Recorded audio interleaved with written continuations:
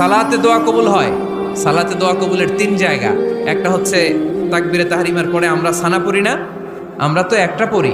আল্লাহর হাবিব সুন্নাহ এবং নফল নামাজে আরো পড়তেন সানা, ওই দোয়া কবুল হয়। 2 নম্বর জায়গা সালাতে সেজদায় পড়ে দোয়া করলে কবুল হয়।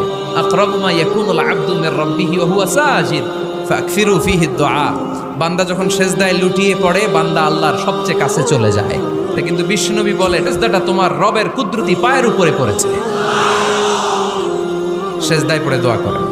সালাম ফিরানোর আগে বিশ্বনবী দোয়া করতেন, লা ইউসাল্লিমান্না আহাদুকুম হাত্তা ইয়াতাআওয়াযা মিন আরবা'a।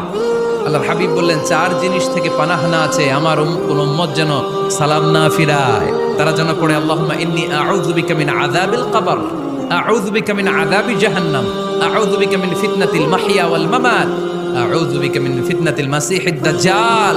আল্লাহ কবরের আযাব থেকে বাঁচাও, আল্লাহ জাহান্নামের আগুন থেকে বাঁচাও, আল্লাহ জীবন